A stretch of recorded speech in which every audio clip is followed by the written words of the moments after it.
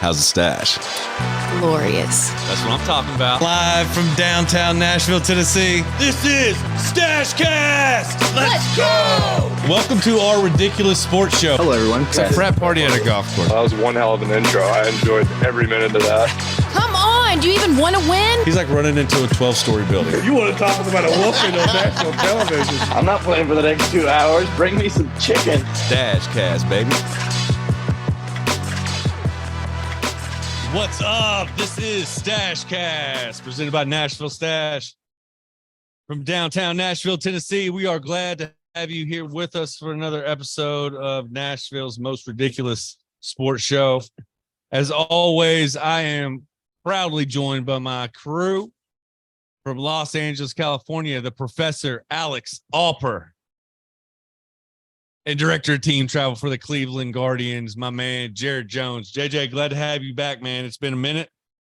You've been busy. I know that when the season comes in, you are literally blow and go. Even on your off days, you're not really off. You probably got in at 2 a.m. You've got stuff to do at the office, and you've got a brand new baby at home. So you've been a busy man. Let me bring us in on what's going on with your life. You get fatherhood, all of the things. Talk to me about what's going on, man. Just had my first Father's Day. It was awesome. I got in about 2 a.m. from Arizona, and she was bright-eyed and ready to go at 5 a.m. There you go. I've never been so happy. Happy Father's Day. I've never been so Happy happy Father's Day. to sacrifice sleep, but yeah, I've learned when she naps, she'll 5, gets a bottle. She's playing all around. Like 7, when she goes down, I'm like, oh, the couch is all mine. I can't wait to crush about 2 to 3 hours. As long as she's out, I'm riding that thing out. But it's been blow and go. Where the schedule's nice, a balanced schedule in terms of it's been a week gone, a week back, so it's got a little bit of rhythm to it. But I mean, you're still, just as you get settled into back home, you're on the road. Just to get back in the rhythm on the road, you're going home. So kind of all over the map.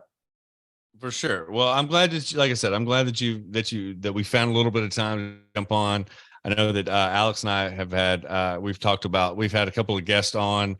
You were on for Coach Maggs' interview last week or a couple of weeks before, and then but you missed Avery Zweig, who was the junior golfer from Dallas, who's how impressive was she?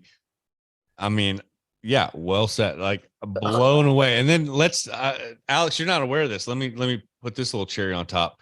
So the other day we get back in town. We've been in Knoxville visiting family for Father's Day. We get back in town, we check the mailbox, and we get a little letter and from Dallas, Texas, or from McKinney, Texas. We open it up, and then it's a handwritten note from Avery Zweig thanking the Stash Cast for having her on the show and supporting her, even though she didn't necessarily know it. We get this little card here. All right. And it says, "Greetings from Avery Town." Are you guys kidding me? This is the best thing I've ever seen. And then you open it up, and she literally, guys, that you can't hardly say it. There is a handwritten note from Fairways Avery and Greens to the Stash Cast. Fairways and Greens, baby. And we wish her all the best of luck, obviously. She's got a couple of things coming up. I know that she's got the U.S. Women's Amateur coming up. It's actually, Alex, in your neck of the woods. It's at Bel Air Country Club this year in August. I will, if I'm here, I will definitely be there with a fake mustache on, supporting the Stash Cast. I love Avery, but damn, she is so well spoken. It honestly makes me feel bad. Like, I am not good at this. She is incredible. Yeah, I mean, well, she was on NBC Golf like at 14 years old with Hall of Famers, and she played in that LPGA event. And she just, even at 11, when I first met her, I mean, I was blown away at how she carried herself, because not only was she great at golf, like let's be honest, like she shot 1 under at one of the hardest golf courses in the state of Tennessee at 11 years old, and I was blown away by that. But obviously, the way that she carried herself then, you kind of think, okay, she's got to have some good people around her. And obviously she talked about having a sports psychiatrist. Obviously her dad, Ivan, and her mom have been really, really supportive of her and all the things that she needs to have available to her, all of her team at TBC Craig Ranch there in Texas. But blown away at the maturity, the poise at 16. Like, she's got the world in front of her. I cannot wait and to see what she does with all of the opportunities that are coming her way. But Avery, thank you again for the note. You are amazing, and Alex is pulling for USC. I know that we got. I've already put in some a nice little email and a link to our podcast to the coach at USC golf. I don't know if that's a recruiting violation, but I doubt it's necessary. But yeah, probably not. They're probably Team Avery very for aware. life. They're definitely aware of who she is. We've got a girl that's a 10-year LPGA pro. That's a local pro here at of course down here in south of Nashville that played at Wake Forest. So she's got some thoughts and feelings on where Avery should go since Wake Forest, coming off of their recent national championship. So maybe we'll get back and forth. Maybe we can have Avery. Is that like their only national championship in any sport? I don't know. Wake Forest? I don't know, Come but on. I mean, Chris she's Paul? also from Texas, so you got to think that there's going to be some Texas pull naturally, right? You got the Texas A&M. I don't know. You got to think that there's going to be some home state pull, right, JJ? I would have a hard time believing she's getting out of Texas. Yeah. If they do their due diligence, you don't let that walk out of your back. Yeah, don't let my shirt sway you by any means. No, there's definitely going to be us. Something serious is going to have to be on the table for her to leave that state, I think. But, I agree. I've been wrong before. But JJ, I want to switch gears. I was talking about fatherhood, your first Father's Day. And the big story, not necessarily the big story, but one of the big topics right now that people are talking back and forth about is this kid. And I don't even really know where he's from, but if I say his name, everybody's going to know. When I say Baby Gronk, everybody knows who I'm talking about. I'm talking about this 10-year-old kid who is self-proclaimed by him and his dad as the next best thing in football. He's going around doing all these visits, whether or not it's propaganda or not, I don't really know. 100%. But JJ, you've seen the stories on this kid. You've seen him doing these interviews. You've seen the footage of him playing flag football and doing all these types of things. I'm interested as a new dad. What your thoughts are here? Why that dad is literally just making a profit off his kid, calling him Baby Gronk, and that kid has no idea what's going on. I guess if the money's there, go get it. But so you understand that this guy wrote a manifesto before this kid was born, and he mapped out all of the things that he was going to do. He was going to have this kid working out in the training programs and what he was going to do to carve out what this kid's path before he was even born. You understand business plan. That he created this business plan. He created a human being and implemented him into this business plan. And now he's putting all of his resources behind making him into this social media laughing stock at the moment. He's making money though. I don't know if it's money, but he's also putting a target on his back. He's also setting this kid up for a massive amount of failure. He's also crippling this kid socially. He's also doing about 500 other things to this kid's mental health down the road, what his expectations are, how he's going to adapt into social aspects, the way that he's going to be part of a team, all of the things that go into actually getting something out of playing sports. His dad's removing because the way that he's treating him as a child. So you're saying he's coming on the show? Yeah. If he wants to come on the show and hear what I got to think about the way that he's handling this situation, then please do, sir. But I don't think he's got the taters nor the the time to do so. So he'll just keep doing what he's going to do and keep sending his kid to do these fake interviews and to do all these things.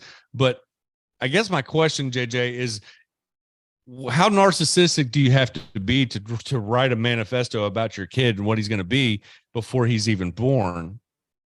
And then put this type of effort into making it come to fruition. It's crazy, right? That's all right, now I'm going to take a step back and I'm going to self-image problem to the fullest degree. Like, just because I don't know what he thought he was going to be, but he was so far off it that he's like, I've got to make a are we even create this. All right, now I'm going to take a step back and I'm going to throw this into the equation. My dad brought this point up.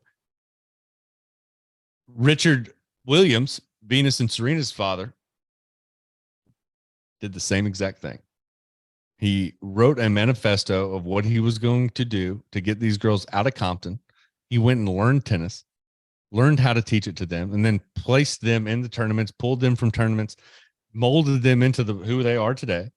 Now, granted, after they were born, the way that he managed them and the way that he handled that situation and raised those girls to be phenomenal athletes is absolutely nothing short of amazing. Like, great job, man. You crushed it. However, he did still do the similar thing. He had all these things that he was doing. He had planned on it before they were even born. He wrote a manifesto about it. I got a question. So if social media was prevalent today, like it was when the Williams sisters were growing up, do you think it would have been a similar situation? No. I don't think so at all. Do I think it would have been a similar situation? I don't think that I think that his attitude about it was different. His attitude wasn't, I want to make them famous. He was, I want to make them great. Yeah. I want to make them great at this sport. I want them to learn how to be the best they can possibly be at whatever they're trying to do. That was his attitude. It wasn't, I want to make them famous. He wants this kid to be famous. He wants this kid to make money so that he can sit on his dead ass and be a piece of shit somewhere that never really amounted to anything after high school. And he can sit and think about his glory. But he's also setting up his kid for maybe failure in the future. But a lot of money right now. But a lot of money right now. What are you going to do with that money? What are you going to do with that money? The kid's well, it's going to dad at the moment, and hopefully he's putting it in some sort of like college fund and everything else. Oh, you can hope in one hand, Alex, you can shit in the other, and you can see which fills up faster. That's very true. This is very true. I mean, are we going to be talking about this guy in 6 months? No, he's going to be a documentary on 30 for 30 about, you remember that guy, that dad that fucked his kid over? Now Baby Gronk is doing baby lines and working at Baby Walmart and the baby cash register line. You know what I mean? Like, he's unloading baby pallets in the back of the truck. You know, like, that's what Baby Gronk's going to be doing if he doesn't learn how to be a man and learn how to handle his business. And you don't do that without failure, right? You can't. Mike Trout said it really well. He said, you can't handle success if you're not able to manage failure. And you're putting this kid in a situation where he's not going to understand how to deal with failure whenever it gets to him. It's just a bad deal. It's just a shitty way of handling it. You're putting your kid in the grinder to set him up. You're putting a target on his back. It's terrible. I got like two things on that. One is whatever age that they get to put on full pads, he's going to get his lunchbox eaten by absolutely everybody. And that'll be all over social media. And this whole thing has come crashing down.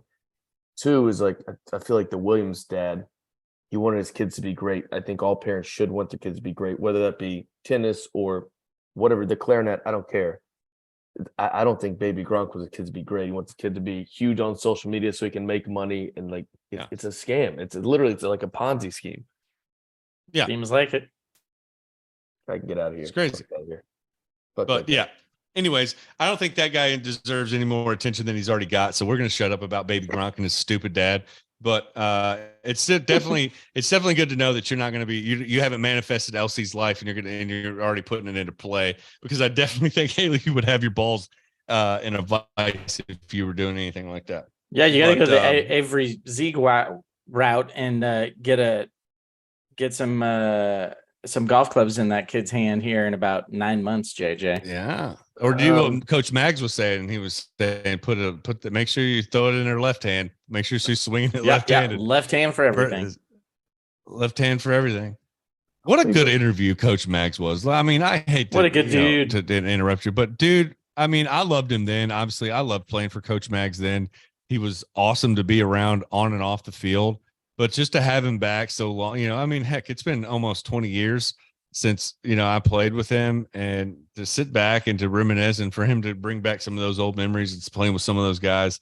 He's still the same old guy, man. He still knows the game inside and out. And the fact that he's like, you know what, I don't want to do pro stuff or get back into D1 because of the fuckery, right? Like, I love having an influence on these kids' lives and being able to still be close to the game in its purest form. I guess JUCO being, as far as the rule changes and everything, being the last in the line to get any changes, he feels like it's still purer at that level, and he still has some influence on these kids' life. It's not just one in and one out. Even though JUCO does have a lot of turnover, it's the business of D1 baseball has changed, and it's taken a lot of that stuff that Mags loved, and the things that we had with our coaches back then, kind of out of it. You don't see a lot of the guys that are sticking around a place for their entire career or anything like that. I couldn't think how many players he's had under him, and how he could just pull stories left and right, and how, like, you can just tell he cared out of the gate. So he's a good person. He loves the game. Max is awesome. Yeah. You said that he's had, everybody you talk to around the game has always had stuff to good things to say about Mags, which is always good to hear about your coach, that everybody respects him and that everybody appreciates what he has to say, what he brings to the game and all that kind of stuff. I remember one time he was out doing it was like a coach's seminar or something. Alex, he was out in LA and he was calling me and he was like, "Hey, we're staying down here next to LA Live. Like, what should we do? We don't want to stay downtown. Like, where should we go?" And I was telling them where they ended up in Hermosa Beach on the pier. No, yeah, that's awesome. They ended up getting down in South Bay because I was like, "Hey, if you try here. If you don't find anything," I was like, "You could always end up down here. It's always a good time." That's where they ended up. So it was pretty That's funny awesome. Story. My old coach from college is partying on the pier where I go, where I used to do it. Sharkies sponsor us. For sure. Yeah. Sponsor us. That would be great. I would love a Sharky sponsorship. I would love those tacos, fish tacos. Let's go. JJ, you been watching the College World Series at all? I know you've been busy. You've been traveling all over the place. You've been watching the College World Series. Tagging in when I can. We just saw obviously LSU, Tommy Tanks strike here. Yeah. Before we hopped on. Yeah. So LSU just in extra innings just takes the game against Wake Forest to get into the championship series against Florida, which I kind of, after LSU beat Tennessee, I kind of figured that with Skenes going, it was going to be a tough night, for Wake Forest. But, have you seen anybody like Skenes in college since you can remember? That was, obviously Strasburg, and Pryor was as dominant or yep. Close, but he was before, obviously he was a little bit older than me, and back then I didn't really, social media, everything. But Alex, you were very aware, a big USC guy, Mark Pryor. Obviously, I took a class with him at SC way back in the day. Okay, and it was one of those deals where you walked up and you're like, "Hi, hi, Mark." No, I took a class with him, and then there was a guy who pitched for the A's, started for the A's for a long time, and then bounced around a couple other places. He was like Cy Young candidate guy. I can't remember his name off the top of my head. But like Skenes he played for the Giants for a long time. But Pryor when he came out, he was big league ready. Strasburg big league ready. Skenes he's the most big league ready guy I've seen since I can remember. Since probably Strasburg. The only guy I remember dominating like that, and this is not a good comp anymore, was Trevor Bauer when he was at UCLA. Absolutely carved, which was on a really good staff, but not a good reference. But not to the level of this guy. This guy's physically dominant. Like he is laughing at guys. Like he's getting them off balance. He's like he made a guy buckle and then he swung and like emergency check swing and fouled one off. And Skenes is kind of halfway laughing, like, "Dude, I know it's nasty shit. What do you want me to do?" Like, it's one of those things where I'm just like, okay, like he's the clear best pitcher in the game, power pitcher, big league ready. But like the question was brought up during the broadcast: do you send him straight to the big leagues? Do you make him check in at every level? Like, what do you think? What's the typical way to handle something like that? And as far as a new arm that is going to be elite. If I'm the org, when he comes in, I may have him throw a little bit, but I'm shutting him down very soon. You got to think of the innings that guy's put up already. Try to keep him incentivized, pay whatever to keep him there for the offseason to learn how his body goes. And then with that guy, you can't convince me he's not ready for AA. Maybe you start to just, depending on what your roster lineup looks like, start him at high A and then elevate him. But I would think next year, at the end of the year, from what I've seen, he's at AAA. Spring training call up. It's so early though. It's tough to rush a guy like that through the big leagues because it starts a clock. And it seems like you're starting your clock without knowing everything about him. But it's feasible for him to hang out in rookie ball high A and maybe even making a AA appearance this year. I wouldn't. Or do you think they shut him down? They'll shut him down as soon as they draft him. So he's going into a program that's getting ready to ramp up for spring training, and knowing how this guy works, his Air Force background and the way that he's got this military sense of discipline, he's not going to take any time off. Like they've done a lot of research to talk about how taking extended time off from everything is detrimental, obviously from, for your arm care, from arm care perspective. They've done a lot of research and a lot of studies on talking about how You need to keep it it's almost like a car. You can't just park the car in the garage for 6 months. You've got to keep it. You've got to start it. You've got to run it, drive it around the block a couple of times, keep everything moving and functioning efficiently, because you can lose that efficiency very quickly. And that's where injuries kind of show up more prevalently. So this guy is going to be working out in the off season way harder than a normal guy would. Not necessarily harder, but more frequently and probably sooner than a normal guy. Do you think that they put him on a program that lines him out to be able to start in April? He'll be throwing 100%. He'll be throwing live BPs in January. I agree wholeheartedly. Barry Zito was a guy I was thinking of too. He went back to much money. You're going to come in. He may throw a little bit in the games just to see what he's against. He's going to carve up rookie ball. I mean, rookie ball is not even comparable to the SEC. He's going to carve those guys up. Maybe give him a little confidence boost, shut him down, and you come up with a program to where he needs to be ready January 10th to throw. We'll call it 2 live innings, and you're going to just backtrack it. Let's not breeze over what you just said. You said rookie ball is not even comparable to SEC competition. No. We have a guy in big league, Will Brennan, came out of Kansas State. He looked like a man amongst boys out in rookie ball. I mean, so the thing about rookie ball, it's a mixture of the kids that were drafted 17, 18 out of high school. They've seen 90, 192, 3 times a week? Maybe once a week. You're getting primarily, I would say the roster is 80% Latin kids who are 17 to 18. They're throwing 95, but they don't know where the fuck it's going. Right. Or they're just, it's the truth. They're trying to figure out their body. They're long, they're lanky, they've got tools, but they don't really know how to move efficiently. And so a polished guy that's been through a college program and knows how to play the game right. That's the other thing. Rookie ball, a lot of those kids are trying to learn how to play the game, how to think forward. I think they breeze through it. A lot of the young from Texas Tech, they won the rookie ball championship his 1 year with the Rangers. The reason I highlight him is he came off an injury. He set out half the year. They put him in the last month to get him some ABs, and he was like by far like, holy shit, this guy's a big leaguer. And you're just watching against rookie ball guys. Next year's in AA. The year after that, he's in the show. It's just different. You can just see it. You can just tell. Well, man among boys. So I'm watching it. So it's interesting. So the MLB Combine is normally not televised, but this year it is. And it was on the other day, and I was watching it a little bit. And it just so happened that your boy Josh Naylor's little brother Miles was on that particular section, hitting some BP, taking some balls out in the field and all that kind of stuff. I remember back in the day, I went to showcases, and that's what they're doing. They're taking BP, they're taking balls from short, they're taking balls from right, they're throwing off the mound. They're doing the basic stuff. With this all the analytics and all the things, what are they seeing in this combine that they can't see on the field?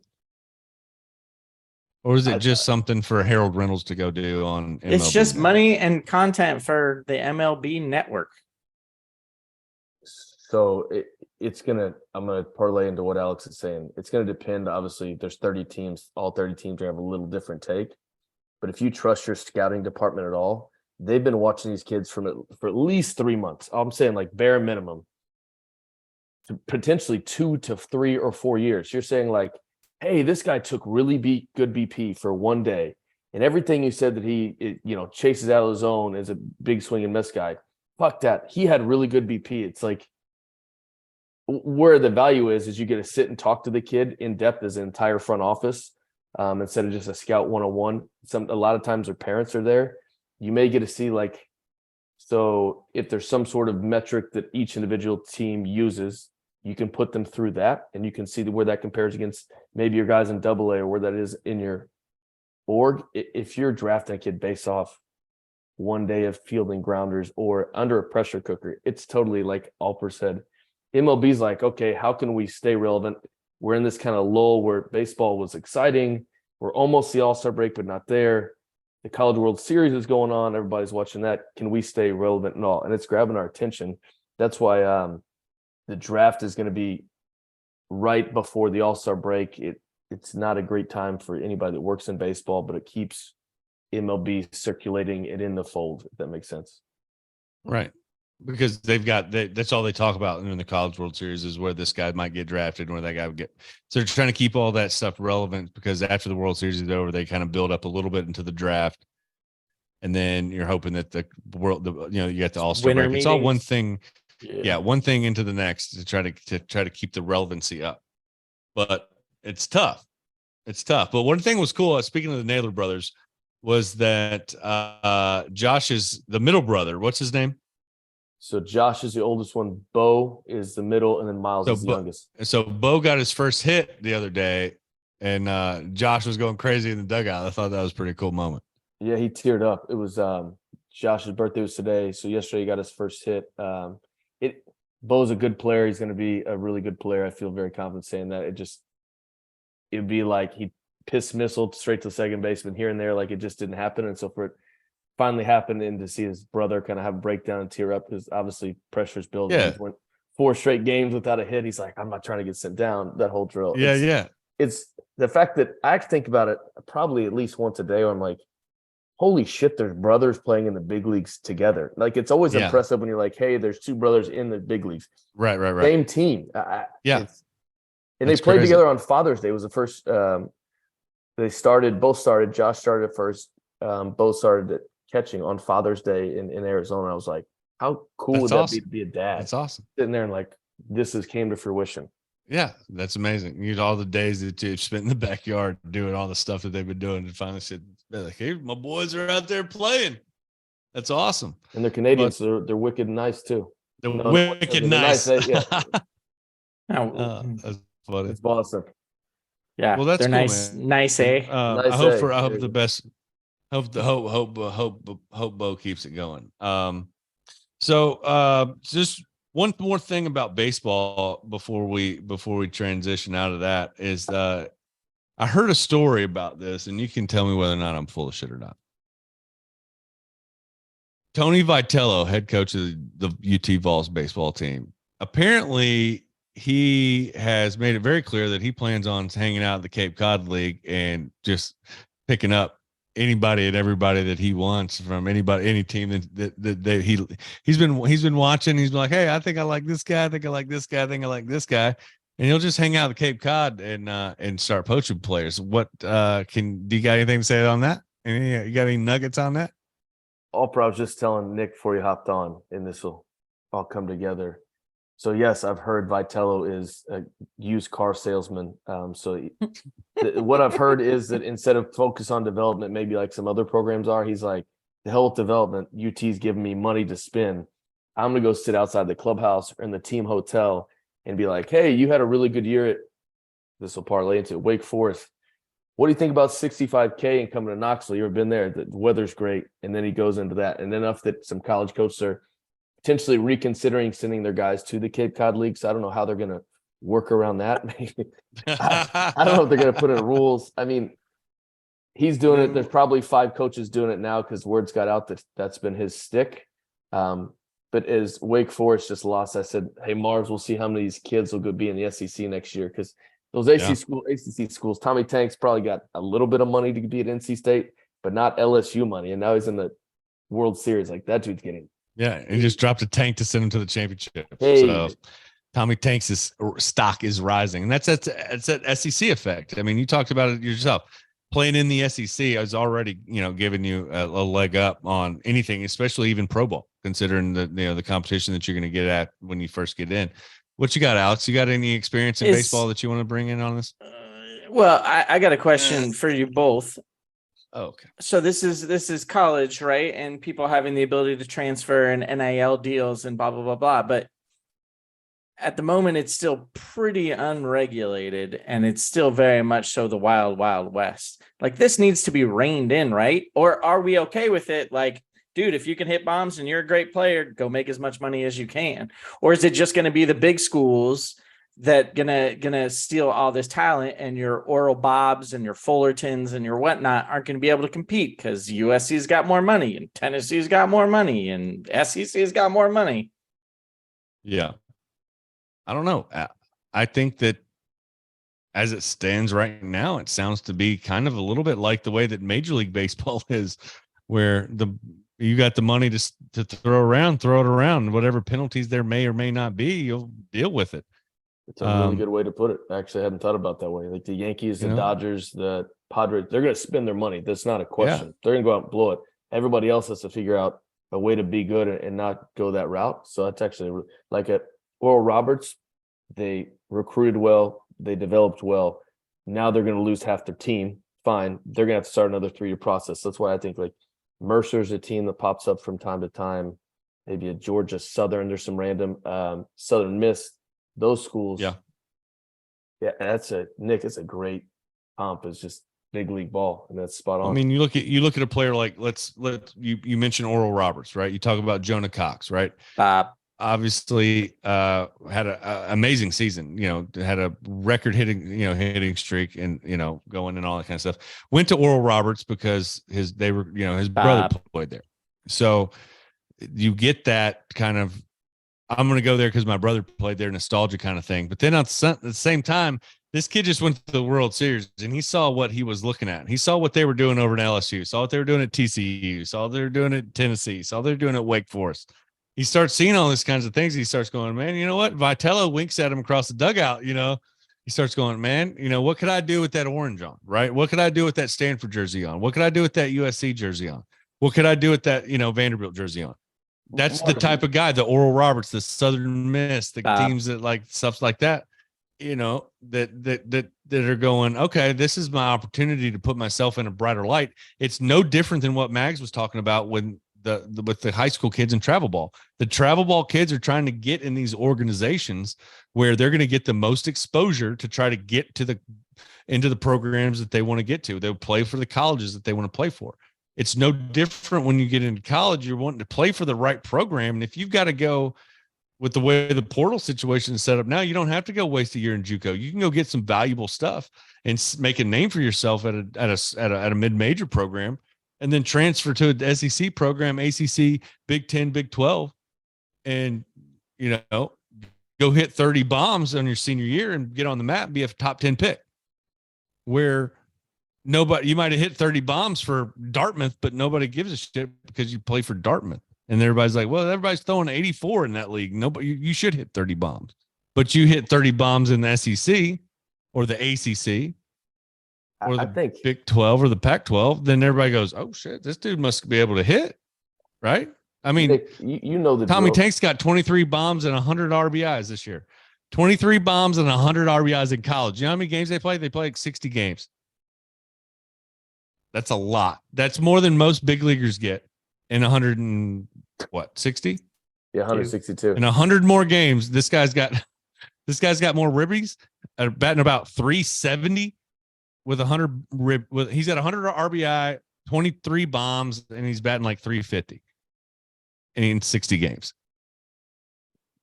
That kid from Oral Roberts is 100% sitting at first base. Oral Bobs. I'm just telling you, Nick, this. Alper does too. They're saying at first base, like, "Hey man, what do you get paid to go there? What are they throwing out?"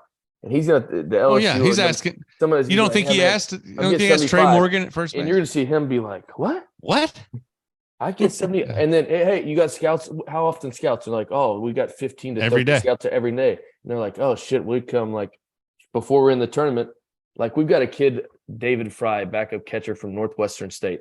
I could ask him tomorrow. I guarantee he didn't play more than 5 games his senior year in front of scouts. It's fucking sure. Northwestern State, Division I. Don't get me wrong, but it's not happening. So yeah, those kids that are good and they're like, "Hey man, what the fuck? I didn't get drafted as a junior," especially. That phone calls and Vitello's there. If he comes talk to you on the COD, of course. Yeah, you're getting just gives them a little tickle.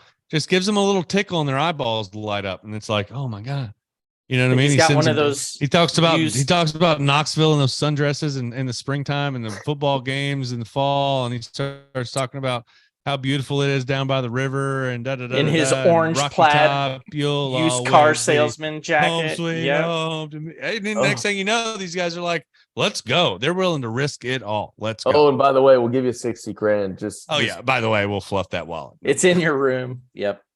Crazy.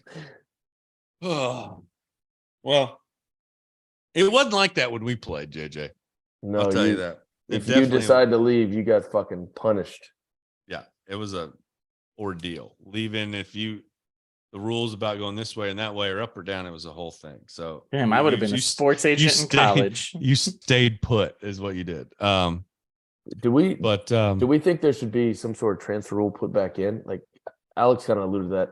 We've opened up Pandora's box. I don't know if you can retract. That's the issue. Yeah, I don't know if you can pull it back. You can't put it back in. Well, it's hard to regulate because the NCAA doesn't really have a whole lot of power. So unless another team is calling you out and they can prove that you're doing this, like, how are you going to get caught? So, and I think that's the biggest thing. So like, they've opened up the Wild West. It's going to be the Wild West for a while until they can regulate it. And I think in many ways, it's still somewhat good for the kids because you're getting some money. Because guess what? Not many of you, maybe 1% of you are going pro. So get it while you can, type of thing. And then hopefully you're getting a free education. So that's going to be worth something. For me, it's not the money part of it. It's not the what can you get from here that you can't get from there. It was a legitimately, like, you couldn't do it. Like if I went to a Division I program and I wanted to transfer to another Division I program, I had to sit out for one full calendar year. No ifs, ands, or buts. I had to sit on my ass. I could practice, I could do all that kind of stuff, but I could not play for 1 year. I didn't lose eligibility, but I could not play. And now that is gone and I don't know where it went. I don't know when it left. I don't know. They didn't send a note. They didn't tell me. That old NIL just disappeared. All of a sudden NIL shows up. They're like, yeah, if you want to leave, it's free agency. Every athlete is a unrestricted free agent all the time. And there is no collective bargaining agreement on the NIL side. There is no regulation on the NCAA side. Alex said it best. It is the Wild West. And I don't remember when it showed up, but it's here. And I don't think you can stop it. I don't think you can rein it in. I think that the only thing you can do is you can put sanctions back on the NCAA, but they got away from the clearinghouse. The only thing they pick and choose. You randomly have a national signing day for football, but what difference does it make? Because they can retract that offer, that commitment, and go pick who. One guy left school after 2 years and finished school early so he could go enroll. You can do whatever you fucking want. You can do whatever you want. If you're willing to do whatever the hoops that are necessary to jump through it, you can do whatever you want to go play for whoever you want, whenever you want. You can make it happen. There are no rules. It's fucking Billy the Kid and Wyatt Urban fucking pew, pew, pew, pew, pew. Wild West, baby. Just do whatever you want. It's absolute madness. Indiana just got a kid from Duke. So he signs a letter of commitment. They committed all their money. 2 weeks before he's going to show up on campus, they say, hey, just heads up, like we tweaked some of the money, whatever. He said, nah, I think I'm good. Release me from my letter of intent. 2 weeks before he's supposed to show up on campus. So he just showed up in Bloomington last week. I was like, what? I was telling my dad, like, I love it. Don't get me wrong, because it's making our team better, but I absolutely fucking hate it. What? You're going back on your word. You're just flip-flopping all the time. I understand, like, you can't limit guys from making money, but what the fuck? You know, it's like Deion Sanders said. He's like, I'm bringing all my luggage with me, baby, and it's Louis. He knew what he was doing. He was bringing Hunter. He was bringing Cerise. He was bringing Shadur, Hubbard, Winder, all of them. The whole family, all of them are coming. And then he's snatching people from Miami, Florida State. Everybody's coming to Colorado, and he knew that they were coming. He's been telling them that they were going to go there since probably midway through last season when he knew he was going to Colorado. This is not a thing that happened fast. It happened slow. I mean, he's taking advantage of it Alex? Too. Yeah, absolutely. You should absolutely take advantage of it. There's no shame in it. But I mean, from a person who sits back and goes, man, I wish it wasn't so easy to jump ship. Like maybe give me a medium. Like we went from from this extreme to the other? Can we kind of Goldilocks it for a little bit and see how that goes? But I don't think you can do that.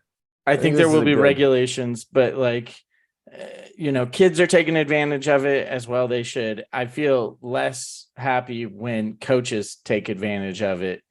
And I know it's in their right to do so. And I'm obviously really interested to see what happens in Colorado, but imagine you get that back when we didn't have the email or whatever. When I got my acceptance letter, it was in the mail, like the snail mail. And I opened that shit up and I'm like, oh my God, I'm so excited. Right. And it's like, wow, the school is committed to me, blah, blah, blah, blah, blah. And now it's like, oh, I'm going to be a 4-year scholarship athlete at Colorado playing football. And I go and they bring in Dion and it's like, my dreams have just been crushed because that man just kicked me to the curb. And it's like, what? There's no loyalty. And so I can see both ways. And plenty of people are going to profit on it, but we're obviously only talking about, the big sports, and baseball in most schools isn't a big sport, although some it is. For the ladies, it's not as accessible. And even, men's soccer, any of the Olympic sports, NIL isn't making a huge deal. But I mean, we're seeing at USC women's soccer, they play for 3 years or 2 years, and then they have another year of eligibility and they bail and go play for Penn State or what have you. Right.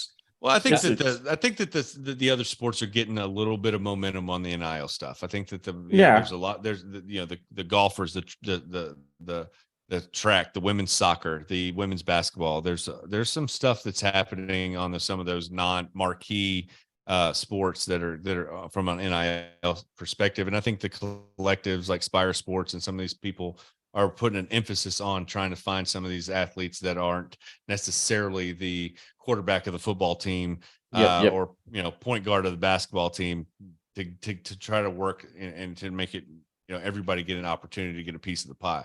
And some of those smaller sports are obviously behind the 8 ball on that, but it is making some headway, which is good to see. But one of the things that we talked about. Go ahead, JJ. Hold on, JJ. Sorry, Alpro, I was just going to say. Who are you holding on, Bucky's? Fuck off. This is. I'm in charge. I want to hear JJ though. He doesn't interrupt like I do. Yeah. Some really good homework for the professor would be sports business professors to come up with a solution to present to the NCAA, because it's out of fucking control. We all hate it. I don't know how you fix it. So throw some numbers together. See Alex in front of the judge, like, Your Honor, here's the deal. Here's how we fix the NCAA, because it's become like the NBA, where I'll do some research. Roster every fucking year, and it's absurd. Chris Paul plays for who now? Oh, next year. Oh, Kyrie Irving. How about that one? He's been like, I don't know, 15 teams in 2 years. That's the way that it goes. I mean, you can just kind of, And I transferred from Division II to Division I, and there were reasons behind that. And at the time, if you went up in class, there wasn't any penalty. If you went down in class or sideways, then there was. But now it seems like you can just kind of wake up one day and say, you know what? Kind of think, I want to go play at USC today. Hey, coach, what's up? Bam, the D2 basketball player of the year just won it as a junior. And it's now committed. He's now going to committed and is going to play for Georgia. It's like, but he's a junior. He didn't graduate, did he? Nope. They're just going to play for Georgia. I was like, oh, okay. I guess similar situation where you move up, you're fine. But I don't know. You just go anywhere you want. I don't know. I don't understand that. And I don't understand the NBA draft is tonight. But what I don't understand, along with this same conversation, is the NBA G League. Like, how do these guys go to the G League, but they don't belong to a team? Like, I don't understand how the Twins and Scoot Henderson, they played in the G League for a year or more, but they don't belong to a team. Like, what is the G League and how does that work? Alex, do you know? I do, but they don't play in the G League. They play in a separate league where they get paid to play, similar to the G League, because the G League is operated by the NBA, but this Ignite team where all these other players is like a rogue league that has nothing to do with the NBA. That's basically like, hey, you're good. Maybe, your sophomore year of high school, you can give up your junior and senior year. Or no. I think you have to go through high school to at least through your junior year. But instead of playing in college, you're going to come play other people who want to play in the NBA, and you're going to play against them. And so they have, I don't know, 6, 7, 8 teams or something or other, and they all play against each other. Is this the big baller brand league? It's similar to like what they wanted to start, but yeah, it's basically the same type of thing. So it gives these kids, instead of going to college or going overseas, it gives them another option to like graduate early from high school or leave high school at some point in time and play a couple years paid and be in pro. And the top 10 picks of tonight's draft, only one of them, let me confirm here, 1, 2, 3. Whoa, the first 7 picks of the draft. We're all out of that league.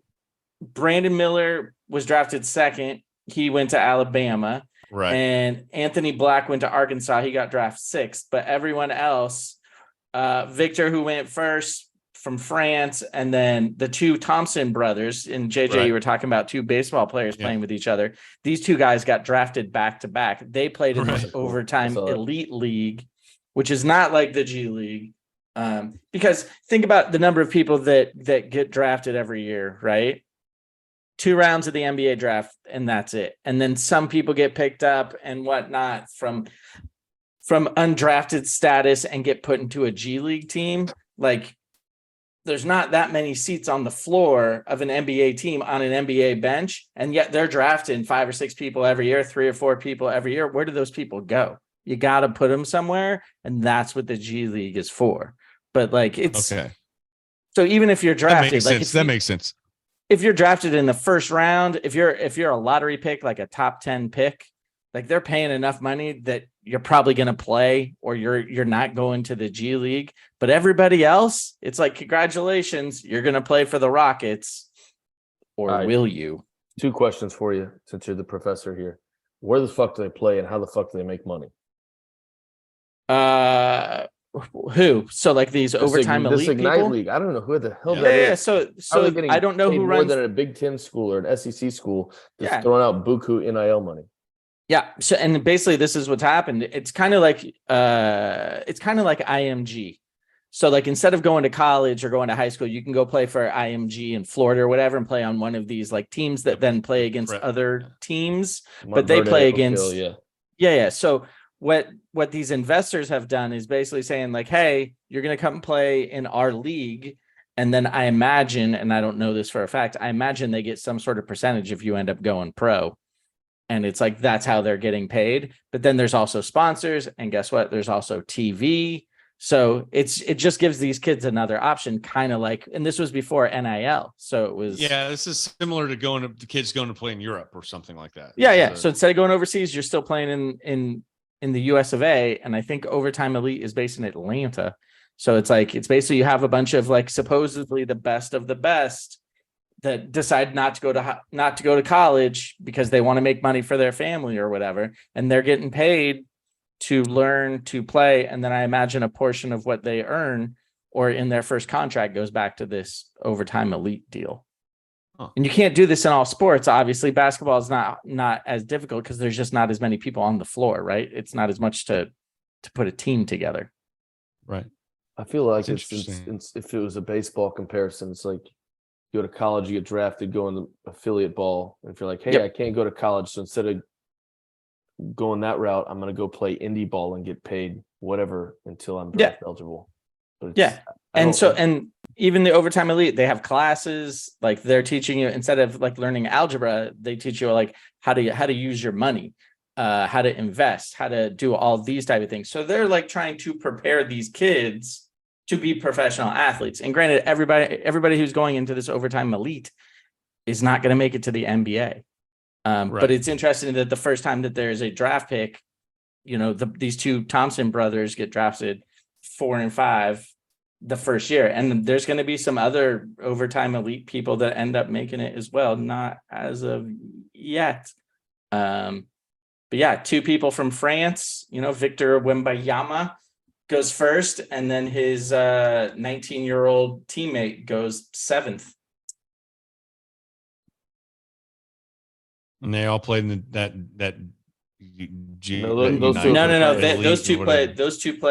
those two play pro in France, FIBA. But they're both young. Like that one kid, the second one I think is 19.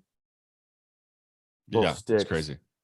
Yeah, they're both sticks. We'll see what Wembanyama. I mean, everybody said he's a no doubter. We'll see. He's pretty skinny. He's going to get beat up and pushed around, but the Spurs organization is probably one of the better ones for a young athlete to go to. And then you got Tim Duncan's going to be a part of his career from Jump Street, it sounds like. So that's obviously pretty good, help in your corner. But my question on, with all the trades and all the stuff that's happening with it, in the NBA right now is obviously because of draft day, you've got Chris Paul that gets traded to the Wizards, then obviously back to the Warriors for Jordan Poole. You've got some other other players in motion. Obviously, Porzingis goes to Boston, and Marcus Smart's going to Memphis. There's a couple other things that are in the works, but the big one that everybody's not necessarily talking about right now is Damian Lillard, and everybody talking about whether he should stay in Portland or whether he should leave and do all this kind of stuff. They drafted Scoot Henderson tonight, who, in my opinion, was probably the best pick in the top 5. Eyeball test wise, he looked like the best player. He looked like he was the most seasoned. He looked in college. He was built for the part. Yeah. And he looked like he was ready to go. And I feel like his game's going to translate a lot like Anthony Edwards, kind of in Minnesota, a very similar game to him. Really athletic, has played really well, played above his age his entire life. So he's not shy at all. And I think that he's going to be a really good player. Does picking up somebody like or like Scoot Henderson make Damian Lillard stay in Portland if he was thinking about leaving? No. I mean, I'm sure it's going to help, but it's like, how many teams win the NBA championship with one all-star? None. Like you gotta have a couple people. So, and maybe it is. What if this kid could be that guy? It could be, maybe, but I feel like they've had. Do you think Damian Lillard's past the point of waiting around for somebody to grow into his Robin? He's a win now guy, and maybe Scoot's the guy, but I'm a cheer for Portland here and hope he stays. I mean, especially in today's NBA, there's nobody stays and is successful for more than 5 years in a city. Agreed. I just like that it feels like back to that old school wave of like Magic was a Laker and that's what it was, and Bird was a Celtic. It's like Dame's just a Blazer. Like, yeah, that's a good point. For that reason, I hope he stays. I understand that he's like, fuck it, I'm not going to win here. I'm at the end of my career and probably my last few quality years. I get it. Going to the Heat. How do you feel about that, guys, in their twilight of their career looking for the easy road to a championship? Seems like everybody does it, but I mean, it didn't work back in the day when you had, like, as a Supersonics fan, you had Gary Payton and Karl Malone and literally everyone in the twilight go try to play for the Lakers, and it was like one of their worst seasons of all time. But now with analytics and everything else, you can be like, oh, this guy. But the Lakers have tried to do that before with Westbrook, and they brought in Steve Nash. Like, none of this stuff ever works. Like, when you're to that point where it's towards the end of your career, there are very few players that are going to make a difference that late in time. Carmelo Anthony tried to do it, didn't do it anywhere else. Like, you can hold on for as long as you want and you can get your 10 points, but like, you're not the player you used to be. Well, I understand that Damian Lillard may not be the player that he used to be, but if you look at the overall, if you look at where he went, where he might go, where he could fit in, where his game would fill a hole. It fills a hole in LA without a doubt, because they need outside shooting. His ass. Yeah. Well, I mean, we can get into the real, whether it's realistic. The business side. You got to get rid of AD. You got to get rid of AD to bring that guy in, because they just can't have that many max contracts on their squad. And so it's like, does LeBron want to keep him? Does he not? Oh, does LeBron LeBron? The NBA sucks, man. I don't care. Yeah. I like seeing kids on draft day crying, being there with their parents, like realizing their dreams. Like, I don't like watching the NBA, but I will watch the draft just to watch people accomplish their dreams. And like, that's awesome. That's good. Shit. That's tough. That's sweet of you. That's sweet of you. Yeah, you're welcome. Appreciate that. Appreciate that. The Lakers' first round draft pick was the point guard of Indiana, who is really good. I didn't love the pick though because he's going to walk into a really bright spotlight. He's the only Indiana freshman to drop 30 on more than 3 occasions. He can shoot and he can score the shit out of the ball. It's just LA is a whole different. LA, New York. He averaged like 25% from 3, and that's not good enough. So, but like very few of these players are going to be NBA ready like day one. So it's going to be a project. We'll see. It's the whole level of pressure going first rounder to LA or New York. Hang with them. Spend all his money on his house. Welcome to LA, buddy. And half your signing bonus just got taken away to the state of California. There it is. All right. Well, we're about to get out of here, JJ. Before we do, is there anything you want to leave us with? Any shower thoughts? Anything that's been bouncing into your mind that you want to leave us with before we get out of here this week? Oh, I mean, there's always shit bouncing around my head. What do we go with? Do you want to go with Netflix? I don't even Netflix. I don't even know what you're talking about. Netflix is totally. It's a totally new conversation. All right. Sorry. So let's go with Netflix. I've been my go-to series are typically The Office, Parks and Rec, and Trailer Park Boys, which are all like. Wait, is this a shower thought that we're about to do? Because we need intro music. Oh, well then hold on. Is that? Are we about to do? Are we about to do our favorite segment? Is this a shower thought? I love this segment. Let's go.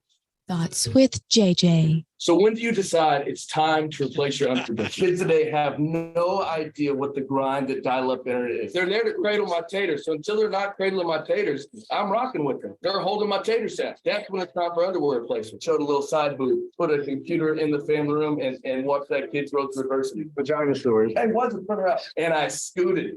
She woke up to me with my hand in a bag of Cheetos. I was stumbling and bumbling. 2 tall boys to get a shot. You got to stop pooping your pants. And I trusted a fart and lost.